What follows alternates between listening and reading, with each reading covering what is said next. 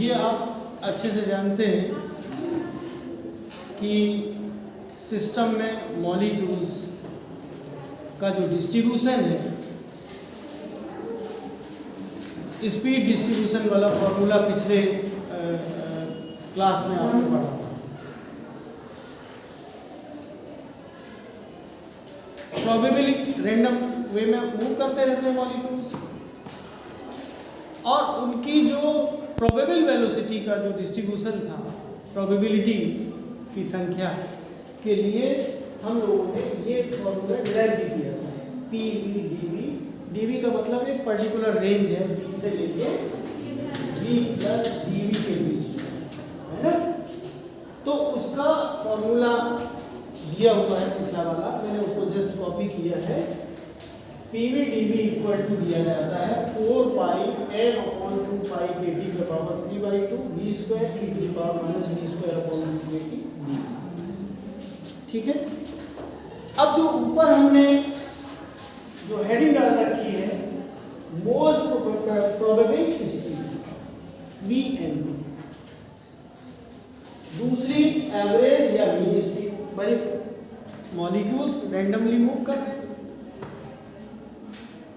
अब उनकी मतलब डिफरेंट वेलोसिटी होती रहती है, तो जो मीन स्पीड या एवरेज स्पीड क्या होगी इस फॉर्मूले के हिसाब से, या जो भी डिस्ट्रीब्यूशन फॉर्मूले बनाए गए जो स्टैटिस्टिक्स पॉइंट ऑफ व्यू से, ये हमें पढ़ना है। और दूसरी चूंकि प्रोबेबिलिटी लेके चलते हैं तो शुरुआत में ही लिखा हुआ है मोस्ट प्रोबेबल स्पीड, जिसको हम वीएनपी के नाम से जानते हैं। मोस्ट प्रोबेबल और मीन वेलोसिटी अलग अलग आएंगे, कभी बुक में एवरेज स्पीड भी लिख दिया जाता है। और उसके बाद तीसरी आपने थर्मोडायनेमिक्स में पहले ही से पढ़ी हुई है, रूट मीन स्क्वायर वेलोसिटी। ठीक है, माने जो स्क्वायर है उसका मीन निकाला जाएगा, उसका स्क्वायर रूट लिया जाएगा, तो ये बनेगी ठीक है। अगर रूट नहीं लगाओगे तो क्या कहोगे, मीन स्क्वायर वेलोसिटी। अगर रूट नहीं लिया, वी बार स्क्वायर अगर लिखना है तो मीन स्क्वायर माने स्क्वायर्स का mean, v1 plus v2 plus v3 by N करोगे तो वो तो मीन निकलेगा, लेकिन स्क्वायर्स का मीन निकालोगे, मीन के लिए हमने इसको बार लगा दिया। ये उसकी नोटेशन है। तो सबसे पहले हम लोग मोस्ट प्रोबेबल स्पीड निकालने के लिए क्या करेंगे। मोस्ट प्रोबेबल का मतलब है मैक्सिमम प्रोबेबिलिटी। मैक्सिमा और मिनिमा निकालने का तरीका कैलकुलस में क्या है, डिफरेंशिएट करोगे, इक्वल टू 0 करोगे, उससे जो v की वैल्यू आएगी वही मोस्ट प्रोबेबल स्पीड होगी। तो अब इसके लिए आप क्या लिखें, इसमें एक स्टेप हम लोग करते हैं, ये इक्वेशन सामने लिखी है। For most probable speed, the probability PV will be maximum. Therefore, to obtain most probable speed, let us differentiate equation, above equation, with respect to V and equate equal to 0. तो ये हो जाएगा इस वाले का राइट हैंड साइड से मतलब, तो ये हो जाएगा 4 पाई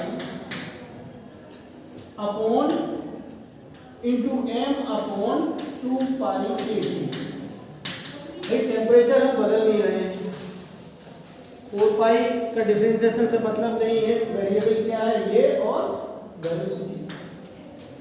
तो आप डिफरेंशिएशन कहाँ यूज करोगे, वेलोसिटी के साथ।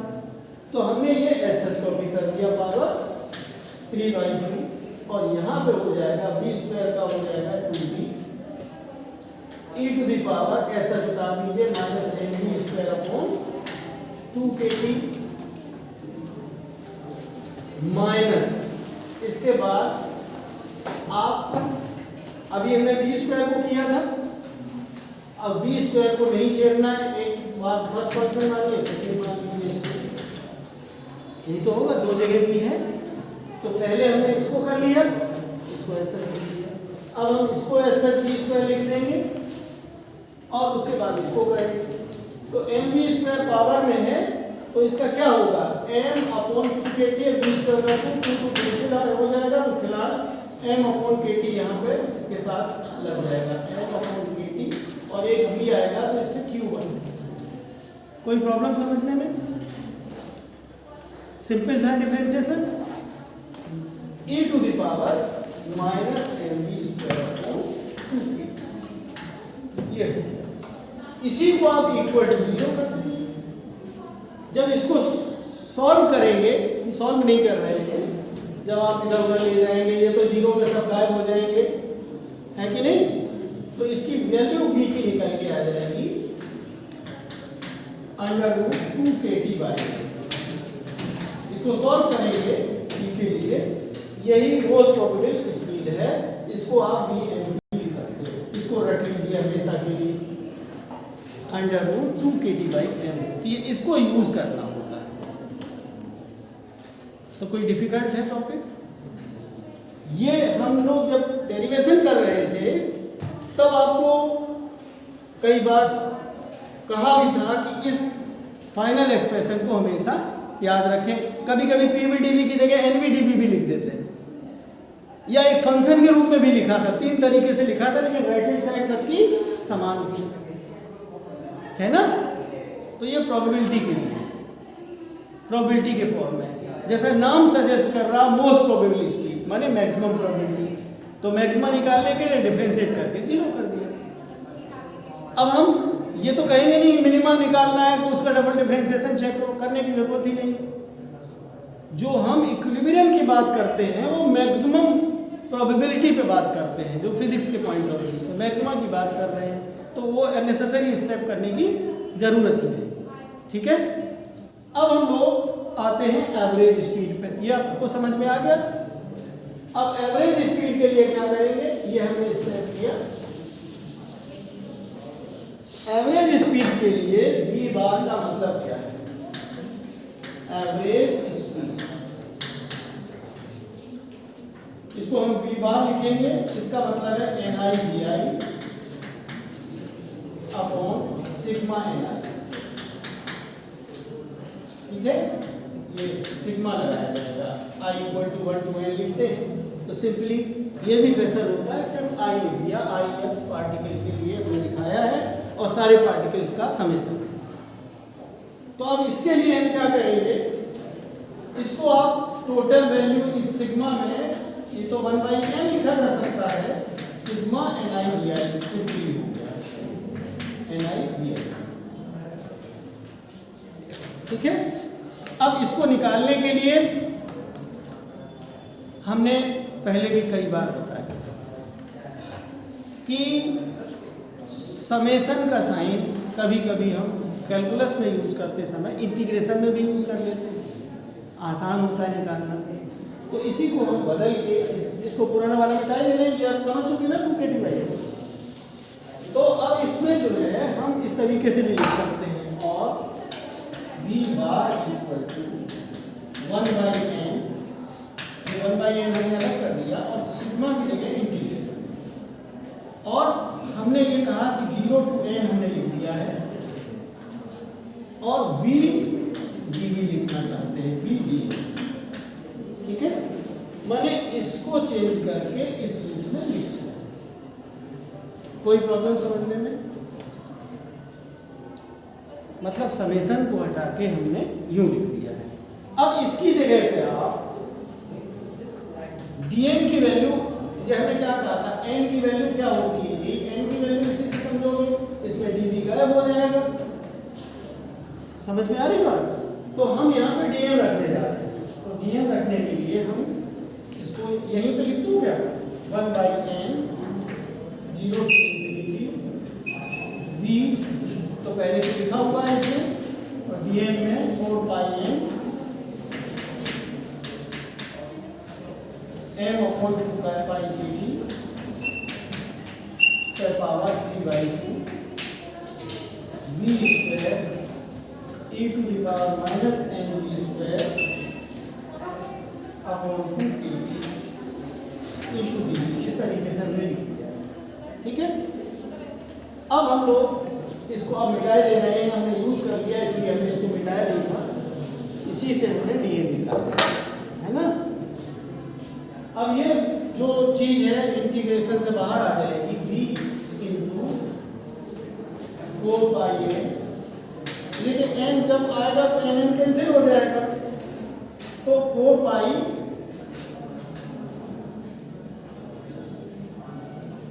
अब सॉरी v आएगा बाहर, मतलब किस तरीके से आएगा, ये एक्चुअली आ जाएगा इक्वल टू 4 पाई, आप समझ लीजिए m अपॉन 2 पाई kt का पावर 3/2, और अंदर बचेगा 0 to infinity v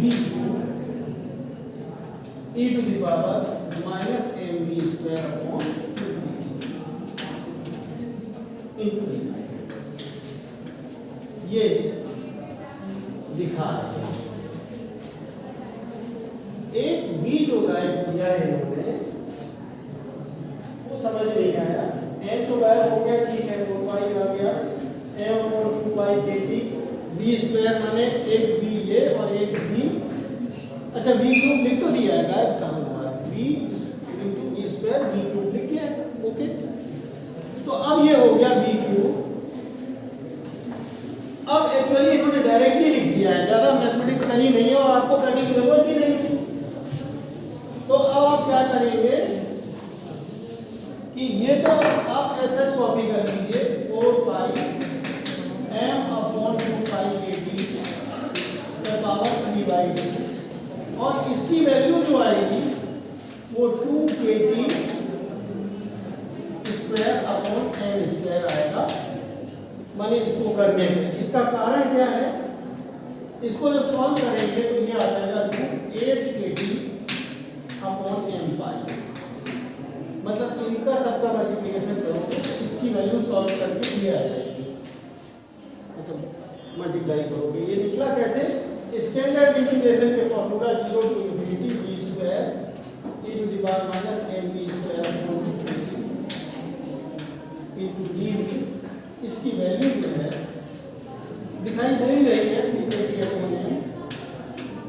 whole square, ये इसकी जगह पे सब्स्टिट्यूट कर दिया डायरेक्ट।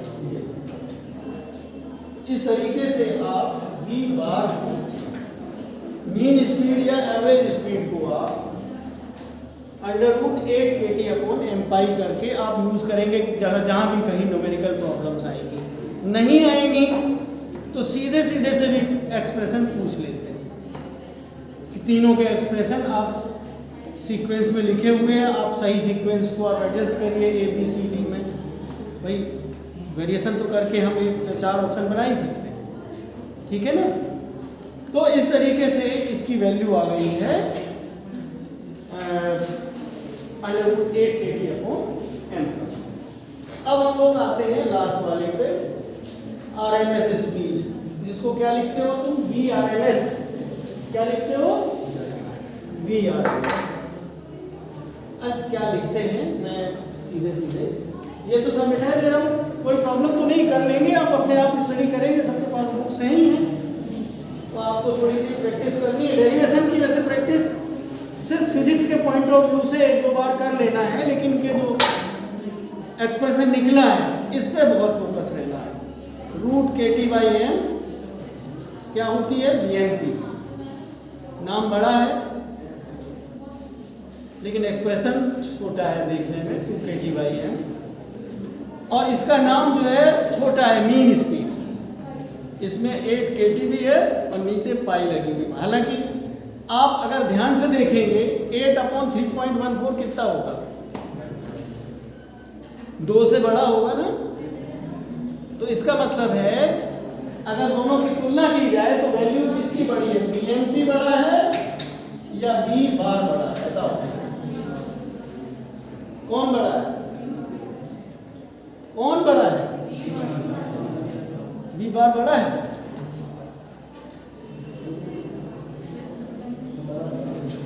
ये हो गया ना, इस तरीके से आप ऐसी चीजें छोटी छोटी ऑब्जेक्टिव पूछी जाती है, कौन सा बड़ा है, एक्सप्रेशन नहीं पूछा, किसकी वैल्यू जो है ज्यादा निकल के आती है।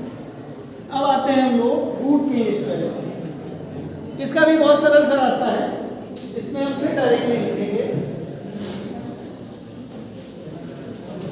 अब मैं पूरा एक्सप्रेशन कॉपी नहीं करूंगा, डायरेक्ट लिख रहा हूं। वी बार स्क्वायर का एक्सप्रेशन हम समेशन इन्होंने भी नहीं लिखा है, हम भी नहीं लिख रहे हैं, क्योंकि आपको जो फॉर्मूला यूज करना है वो प्रैक्टिस में आ चुका है। इसमें क्या होगा, 1/n लिखा जाएगा समेशन के बजाय इंटीग्रेशन, ठीक है, 0 to n। उसमें v लिखा था, इसमें हम v स्क्वायर लिखेंगे। बाई n कर दिया तो मीन तो आप कर ही दो, 1/n करने का मतलब मीन निकालने से, स्क्वायर का मीन। तो पहले हम स्क्वायर का मीन निकालेंगे, फिर रूट लगा लेंगे बाद में, तो VRMS निकल आएगा, ठीक है। तो v बार स्क्वायर लिखा के रूट नहीं लगा, रूट बाद में निकालेंगे, ठीक है। तो v बार स्क्वायर का मीन v बार स्क्वायर या v मीन स्क्वायर आएगा, वो इससे आएगा, ठीक है। तो इसमें क्या हो जाएगा, 1/n 0 to infinity v square 4πn into m upon 2π/kT। ये तो ऐसे लिखा हुआ है, dn की वैल्यू जो n वाले से निकालते हैं ना, वो बड़ा वाला फॉर्मूला है, उसी को कॉपी किया है dn के टर्म्स में। तो m अपॉन 2π/kT का पावर इसकी जगह ये आ रहा है, ये स्क्वायर लिख, जहां vdn लिखा था तो v लिख दिया था, इसमें v स्क्वायर लिख दिया, power 3/2 e to the power minus mv square upon 2kT D, ठीक है।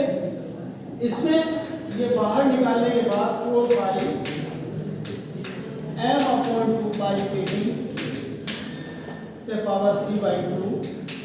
अब उसमें v क्यूब आया था, अब इसमें क्या आएगा, v टू द पावर वही v स्क्वायर, और v स्क्वायर कहां था, यहां पे v स्क्वायर भूल गए थे, तो कितना हो गया, v to the power 4 infinity v power 4 e to the power minus mv square upon 2kT D, ठीक है।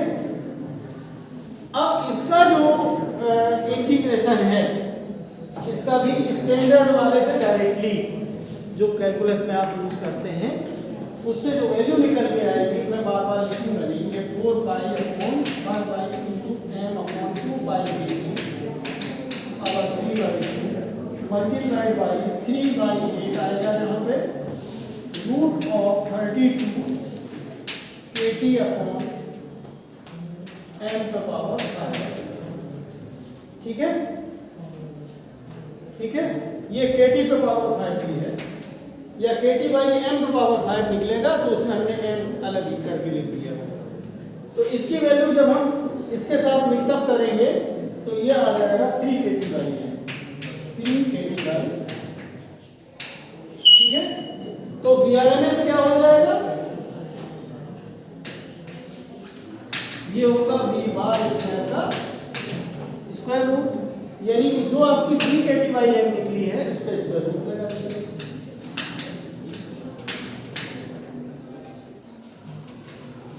इसको आप पहले से खूब अच्छे से जानते हो, सबसे ज्यादा परिचित आप इसी से थर्मोडायनेमिक्स में यूज करते रहे हो। पहले डेरिवेशन नहीं था, डायरेक्टली आप रूट 3 kT/m यूज कर लेते थे। इस ढंग से स्टैटिस्टिकल मैकेनिक्स के हिसाब से आपने डेरिवेशन नहीं किया, है ना।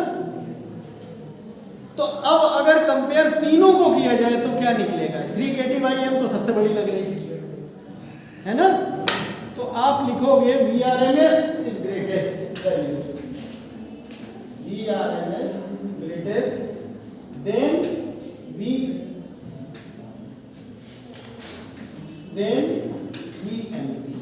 ये इन्होंने इस तरीके से लिखा है, आप चेक कर लीजिए कि सही लिखा कि नहीं लिखा, है ना। इस तरीके से इन्होंने लिखा। अब इसके पीछे एक दो कुछ सम सॉल्व हैं, इनको चाहें तो आप करें, कुछ सैंपल के तौर पर जो छोटी न्यूमेरिकल वैल्यू वाले होते हैं वो ऑब्जेक्टिव के लिए इम्पोर्टेंट बन सकते हैं। मतलब सॉल्व तो आप रफ में करेंगे, इसमें क्या दिया कि न्यूमेरिकल आपने दे दिया, कुछ तो आपके ऑब्जेक्टिव में दिए होंगे, नहीं ऑब्जेक्टिव में दिए जो सॉल्व करने वाले हैं इनको भी आप सॉल्व कर सकते हैं। एक सही आंसर के बजाय उसमें 3 आंसर मिला दिए, 3 ऑप्शन और बना दिए, है ना। तो जैसे कि एग्जाम्पल के तौर पे सिंपल से सब दिए हुए हैं, जैसे कि इसने दिया है calculate the value of root mean square speed. Example number 7 में देख रहा हूँ, ये छोटा सा न्यूमेरिकल वैल्यू में है। Calculate the value of root mean square speed of molecules of hydrogen at NTP. किसका निकलवा रहा है? Hydrogen at NTP, normal temperature and pressure. Given क्या है? के की वैल्यू गिवन है 1.38 -23 joules per degree, joules per degree, and Avogadro number भी दे दिया, एवोगैड्रो नंबर मतलब जो गिवन है आपको पहले भी पता 6 × 10⁻26 किलोग्राम का मोल होती है। तो अब ये VRMS निकलवा रहा है, तो फॉर्मूले में तो इसी में रखोगे VRMS = √3 kT/m, है ना। तो इसमें नॉर्मल टेम्परेचर कितना माना जाता है? 0 डिग्री, है ना। तो 0 डिग्री का मतलब चूंकि एब्सोल्यूट स्केल होती है तो T की जगह पे 273 के जब इसमें रखोगे। अब हाइड्रोजन के बारे में, हाइड्रोजन से हमें क्या यूज करना है? इस एम को निकालने में यूज करना है। अगर आप 2 ग्राम लेते हो हाइड्रोजन का, H2 का मॉलिक्यूलर वेट कितना होता है? 2 ग्राम में जो होती है संख्या वो एवोगैड्रो नंबर के बराबर होती है। तो एक मॉलिक्यूल का मास कितना निकलेगा? 6 × 10⁻26 का इतना है। तो एक का कितना होगा डिवाइडेड बाय, तो वही चीज इन्होंने लिख दिया है यहां पे m की जगह पे 2/6 × 10⁻26 और k की वैल्यू जो गिवन है उसको रख दिया, इसको सॉल्व किया तो 1838 ये ऑर्डर निकला मीटर/सेकंड आया इसका आंसर। आप सॉल्यूशन देख सकते हो। अब हाइड्रोजन की जगह वो ऑक्सीजन कहता, तब आप इस प्रॉब्लम को कैसे सॉल्व करते? ऑक्सीजन के लिए क्या यूज करते 2 की जगह पे? ऑक्सीजन 32 होता, 16 32, तो 2 की जगह पे यहाँ पे 32/6 × 10⁻26 हो जाता है। अब इसकी VRMS ज्यादा निकलती कि कम? डिफरेंट एंगल से भी सोच सकते हो भाई। m के स्क्वायर रूट के इनवर्सली प्रोपोर्शनल है। तो अगर हम ऐसे भी कहें कि हम पूरा कैलकुलेशन ना करें, यहाँ पे 2 की जगह इसमें 2 से 16 गुना होता है, 16 × 2 कर लिख सकते हो, और 16 का ये 4 बाहर आ जाएगा 1/4। तो जो ये वैल्यू आ रही थी कहाँ गई? ये इसमें 4 से डिवाइड आ जाए, न्यूमेरिकल वैल्यू तक निकाल सकते हो आप कंपेयर करके। बात समझ में आई? किसी को क्लियर है? भाई 2 की जगह 32 लिखोगे, कितना लिखोगे? 32 होता है 2 × 16, और 16 का स्क्वायर रूट निकालना बहुत आसान होता है, 4 होता है। तो जो वैल्यू हाइड्रोजन के लिए मीटर/सेकंड आ रही है उसकी 1/4 हो जा रही है। मतलब जो भारी गैस होती है उसकी VRMS कम होती है, जो मॉलिक्यूलर वेट होता है उसके इनवर्सली प्रोपोर्शनल होता है। अब अगर नाइट्रोजन ले लेते तो 28 लेते, 2 × 14 लिखते, और 14 का आप स्क्वायर रूट कुछ और होता, डेसिमल्स में होता, उससे डिवाइड करना पड़ता 14 की जगह पे। तो एक क्वेश्चन करने पे आप डिफरेंट गैसेस का निकाल सकते हो। एक का आपने स्टैंडर्ड अगर घट भी लिया है, कार्बन डाइऑक्साइड के भी निकाल सकते हो। लेकिन एवोगैड्रो नंबर तो सेम ही होता है सबका। सब समझ पा रहे हैं कि नहीं? तो उसमें जो मॉलिक्यूलर वेट निकलेगा कार्बन डाइऑक्साइड का, वो नंबर यहां पे यूज करी जाएगी। 2 से मल्टीप्लाई करके आप इससे डिवाइड करते रहिए, क्योंकि हाइड्रोजन से हल्का कुछ है ही नहीं, है कि नहीं? डिवाइड करना है, भारी वाले की VRMS कम आएगी। अगर मोस्ट प्रोबेबल स्पीड निकलवाने की बात कहता तब तो 3 की जगह 2 चलता। एक प्रॉब्लम से हम सारी बातें बता रहे हैं, जरूरी नहीं कि ये प्रॉब्लम में मोस्ट प्रोबेबल VRMS निकलवाया, लेकिन दूसरा प्रॉब्लम हमारा मोस्ट प्रोबेबल का भी तो हो सकता है, तो उसकी वैल्यू 2, 3 हम दोबारा पूरा कैलकुलेशन ना करें, तो हम क्या करें कि इसी को √2/√3 से मल्टीप्लाई डिवाइड कर दें, है कि नहीं? तो जो आपकी कैलकुलेशन ये है उससे इसको मल्टीप्लाई कर दीजिए। एक कैलकुलेशन अगर रट लोगे तो उसके रेशियो में आप VMP भी निकाल सकते हो। हाँ, इसमें जरूर डिफरेंट है, 8 kT/m पाई है, तो अब या तो फिर 8/पाई को कैलकुलेट करके तैयार रखो, kT/m को सिर्फ आप यहाँ के कैलकुलेशन को यूज कर सकते हो इस वाले। तो इसमें बहुत सारे सम्स बनाए जा सकते हैं, उनके ratio of VMP to VRMS, VRMS to V mean वगैरह वगैरह। क्वेश्चन हमने एक बताया, कंपैरिजन से आप गैस भी ज़्यादातर जो आप जो स्पीड्स निकालोगे as per formula derived bye Maxwell.